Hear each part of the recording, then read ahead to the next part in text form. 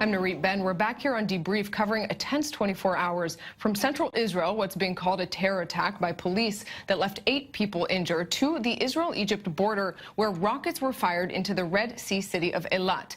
Miles away from there, though, all of that we've been discussing, on the Gaza-Egypt border, 2 Palestinians were killed when a smuggling tunnel was bombed. Gaza's health ministry pointed a finger at Israel, but sources say Hamas believes Egypt is in fact responsible, and that's not so far-fetched. Egypt has made it a priority to destroy the network of tunnels running into its land from Gaza. It has already eliminated around 2,000 of those tunnels. Here with me for more on that before we go live to a Gaza border community, Amir Oren and Ari Kraus. Thanks very much for being with us. So, Ari, let's talk about the Egyptian operation, first of all, on the border that we know has been ongoing for some time to destroy those tunnels. So yeah, Egypt has had a major interest in shutting off these tunnels. In fact, one of the requirements that they had from Hamas was that they get onto their border security on that what's called the Philadelphia route, the border between Gaza and Egypt, because that is the source of everything from drugs to weapons in and out of Gaza. Their relationship with Sinai means that they were treating ISIS and Sinai fighters in Hamas and then sending them back out into the field. So it's really, really important to Egypt for a number of reasons that they shut down those tunnels. Essentially part of that Egyptian operation that we were talking about, 25,000 soldiers in the Sinai Peninsula monitoring those IS-linked groups and those tunnels. Before we get further into the context of that, let's jump to Tracy Alexander joining us from a Gaza border community. Tracy, not just this incident, but over the last week, another sort of day of escalation on the Israel-Gaza border has residents there pretty nervous.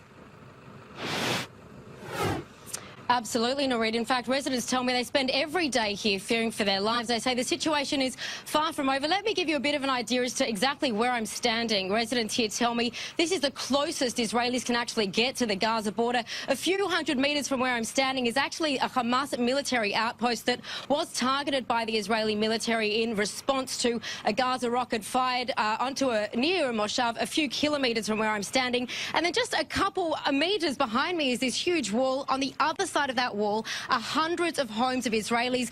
There's about 250 children that live in this moshav.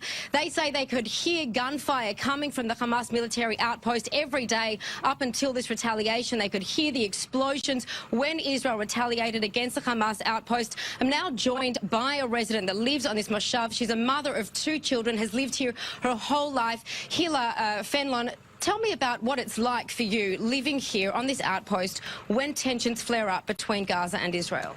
When tension flares up, the situation is as unnormal as it can be. You're supposed to be aware for rockets 24/7. You are ready for it. You spend your time listening. Is it a rocket coming? Is it a mortar coming? Is it a tunnel someone is digging under your feet? You are busy with this. You're dealing with this 24/7. That affects you greatly.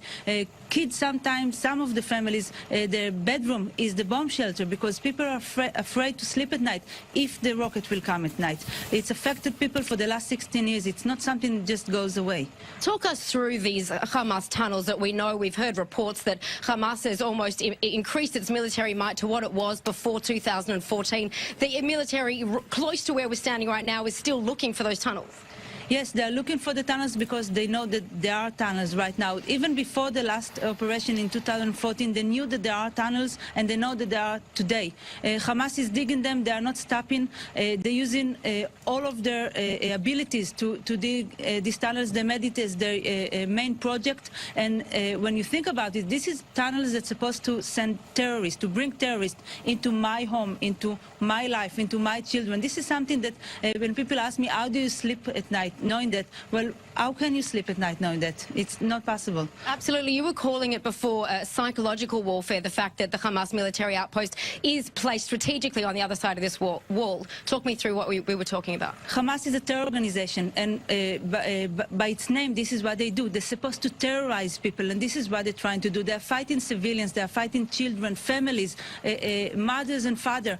How do they fight them? They fight them by scare them. They fight them by terrorize them, by bring them to a situation that they think about this 24/7. And unfortunately, it works. People traumatized from this situation.